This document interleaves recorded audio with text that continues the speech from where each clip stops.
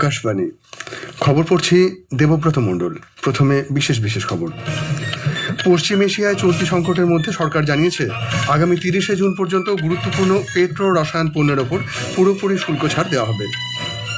রাজ্যসভা জনবিশ্বাস সংশোধন বিল 2026 নিয়ে আলোচনা শুরু করেছে। এতে 23টি মন্ত্রকের অধীনে থাকা 79টি কেন্দ্রীয় আইন সংশোধনের প্রস্তাব করা হয়েছে।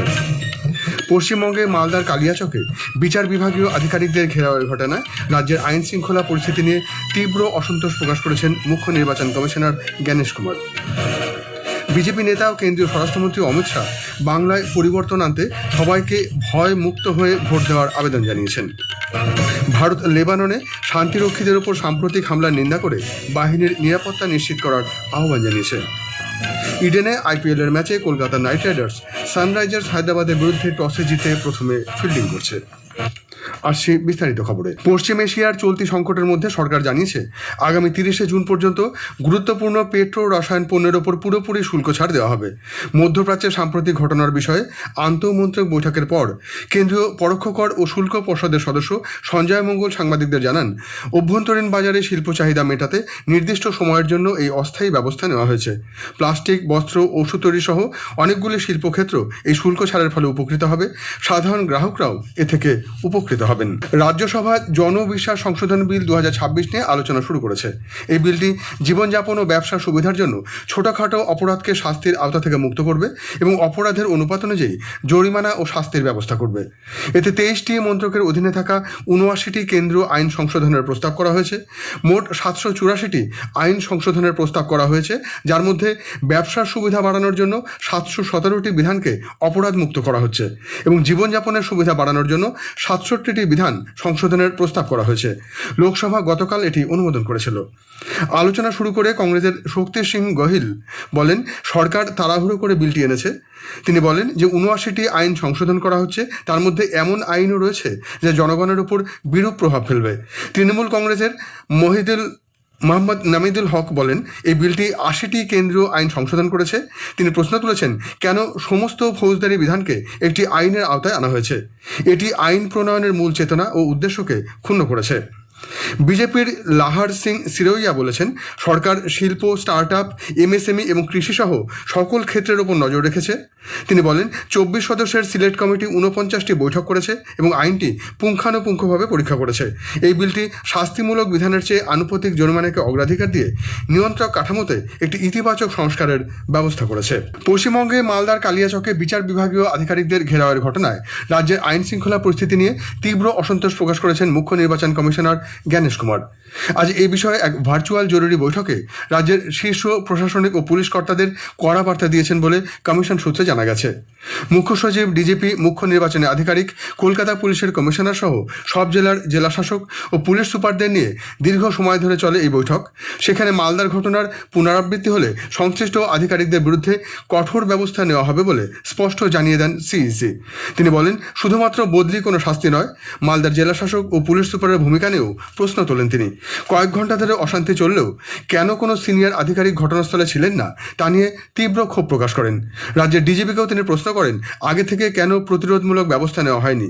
নিরাপত্তা নিয়ে কড়া অবস্থান নেয় কমিশন। নির্দেশ দেওয়া হয়েছে, প্রকৃত প্রয়োজন ছাড়া কাউকে নিরাপত্তা দেওয়া যাবে না। যেসব নেতাদের বিরুদ্ধে জামিন অযোগ্য পরোয়ানা রয়েছে তাদের নিরাপত্তা অবিলম্বে প্রত্যাহার করতে হবে। একই সঙ্গে বিচার বিভাগীয় আধিকারিকদের নিরাপত্তা জোরদার করার নির্দেশ দেওয়া হয়েছে। প্রয়োজনে তাদের এবং তাদের পরিবারের জন্য অতিরিক্ত নিরাপত্তা বা নিরাপদ আশ্রয়ের ব্যবস্থাও করতে হবে বলেও রাজ্যের মুখ্য নির্বাচনী আধিকারিকের দপ্তর সূত্রে জানা গেছে। ইতিমধ্যে ওই ঘটনায় আইএসএফ প্রার্থী মৌলানা শাহজাহান আলী সহ মোট 18 জনকে গ্রেপ্তার করা হয়েছে এবং তাদের আদালতে পেশ করা হয়েছে বলে রাজ্যের মুখ্য নির্বাচনী আধিকারিকের দপ্তর সূত্রে জানা গেছে। এদিকে গতকাল 3 মহিলা বিচারক সহ 7 জুডিশিয়াল ম্যাজিস্ট্রেটকে দীর্ঘক্ষণ ঘেরাও করে রাখার ঘটনায় ক্ষুব্ধ সুপ্রিম কোর্ট নির্বাচন কমিশনকে এনআইএ বা সিবিআইকে দিয়ে তদন্তের নির্দেশ দিতে বলেছে। শীর্ষ আদালতের নির্দেশে ওই বিচারকরা এসআইআরে অ্যাডজুডিকেশন তালিকার বিচার করছিলেন। অবিলম্বে নির্বাচন কমিশন, স্বরাষ্ট্র সচিব, ডিজিপি এবং জেলা ম্যাজিস্ট্রেটকে ঘটনার বিস্তারিত রিপোর্ট দিতেও বলেছে। মালদার ঘটনা সম্পর্কে কলকাতা হাইকোর্টের প্রধান বিচারপতি আজ সকালে সুপ্রিম কোর্টের প্রধান বিচারপতি সূর্যকান্তকে বিস্তারিত জানান। ওই ঘটনা সুপরিকল্পিত বলে উল্লেখ করেছেন প্রধান বিচারপতি সূর্যকান্ত, বিচারপতি জয়মাল্য বাগচি এবং বিচারপতি বিপুল এম পাঞ্চলি। এদিকে রাজ্যের অ্যাডভোকেট জেনারেল কিশোর দত্ত মালদার ঘটনায় নির্বাচন কমিশনের ভূমিকার কড়া সমালোচনা করেছেন। শীর্ষ আদালতে তিনি বলেন, কমিশনের বিরোধী পক্ষের ভূমিকা পালন করা উচিত নয়। আইনজীবী কপিল সিব্বাল বলেন, রাজ্যের আইন শৃঙ্খলা ব্যবস্থা সম্পূর্ণ ভেঙে পড়ার ইঙ্গিত রয়েছে মালদার এই ঘটনায়। এর প্রেক্ষিতে প্রধান বিচারপতি বলেন, প্রত্যেকে এই বিষয়টি নিয়ে রাজনীতি করছে, এই অশান্তির পেছনে ইন্ধন কারা যোগাচ্ছে তাও সুপ্রিম কোর্টের গোচরে রয়েছে বলে তিনি স্পষ্ট করে দেন। আজকের প্রসঙ্গে এবারের বিষয় অবাধ ভোটের হাতিয়ার প্রযুক্তি। রাজ্যের মুখ্য নির্বাচনী আধিকারিক মনোজ কুমার আগরওয়াল এবং পর্যবেক্ষক সুব্রত গুপ্তর সঙ্গে কথা বলেছেন অভিরূপ ভট্টাচার্য। আজকে শুনবেন দ্বিতীয় তথা শেষ পর্ব। আকাশবাণী সংবাদ বিভাগ প্রযোজিত অনুষ্ঠানটি শুনবেন আজ রাত 8টায় গীতাঞ্জলি ডিটিএইচ বাংলা এবং আকাশবাণী সংবাদ কলকাতা সোশ্যাল মিডিয়া প্ল্যাটফর্মে। খবর শুনছেন আকাশবাণী থেকে। বিজেপি নেতা ও কেন্দ্রীয় স্বরাষ্ট্রমন্ত্রী অমিত শাহ বাংলায় পরিবর্তন আনতে ভবানীপুরে পরিবর্তন আনার ডাক দিয়েছেন। কলকাতায় আজ ভবানীপুরে বিজেপি প্রার্থী ও বিরোধী দলনেতা শুভেন্দু অধিকারী এবং রাসবিহারী, বালিগঞ্জ ও চৌরঙ্গী বিধানসভার বিজেপি প্রার্থীদের মনোনয়ন কর্মসূচিতে অংশ নেওয়ার আগে এক জনসভায় তিনি বলেন, ভবানীপুরে বিজেপি প্রার্থীকে জয়ী করলে সমগ্র বাংলায় পরিবর্তন আনা সম্ভব হবে। তিনি অভিযোগ করেন, বাংলার মানুষের জীবন তোলাবাজি, কাটমানি, দুর্নীতি, মহিলাদের অসুরক্ষা, অনুপ্রবেশের কারণে জনবিন্যাসের পরিবর্তন সহ বিভিন্ন ঘটনায় দুর্বিষহ হয়ে উঠেছে। बंगाल में के कोने कोने में, कलकत्ता जाइए, दुर्गापुर जाइए, उत्तर बंगाल जाइए, हर जगह पे एक ही आवाज है, ये सरकार को बदल दो, ममता बनर्जी को बाय बाय टाटा कर दो। 5 मई को भाजपा सरकार आने वाली है। मगर मैं आज भवानीपुर के मतदाता भाइयों बहनों को विनती करने आया हूं, पूरा बंगाल ममता बनर्जी को विदाई करने के लिए तैयार है, मगर भवानीपुर वालों, पूरे बंगाल में परिवर्तन करने आपके हाथ में है। বিজেপির রাজ্য সভাপতি শ্রমিক ভট্টাচার্য, বিরোধী দলনেতা শুভেন্দু অধিকারী প্রমুখ সেখানে উপস্থিত ছিলেন। ভারত আজ রাষ্ট্রসংঘের শান্তিরক্ষী বাহিনী নিরাপত্তা নিশ্চিত করার আহ্বান জানিয়েছে। নতুন দিল্লিতে বিদেশ মন্ত্রকের মুখপাত্র রণধীর জয়সওয়াল বলেন, ভারত লেবাননের শান্তিরক্ষীদের উপর সাম্প্রতিক হামলার নিন্দা করছে। সেখানে 600 জন ভারতীয় সৈন্য রয়েছেন যারা রাষ্ট্রসংঘের অনুমোদিত শান্তিরক্ষা মিশনের সঙ্গে যুক্ত রয়েছেন। We had also issued a statement condemning the recent attacks on UNIFIL in which several troops unfortunately lost their lives. We also pay homage to these brave blue helmet soldiers. We would like to emphasize that the inviolability of UN missions must be ensured and safety and security of our peacekeepers must be ensured. As one of the largest and longest serving contributors to peacekeeping, as also in consonance with UN Security Council Resolution 2589, we seek accountability for crimes against peacekeepers. Shri Jaiswal আরও বলেন, 845 জন ছাত্রসহ প্রায় 1200 জন ভারতীয় নাগরিককে স্থল সীমান্ত দিয়ে Iran থেকে Armenia ও আজারবাইজানে যেতে সহায়তা করা হয়েছে।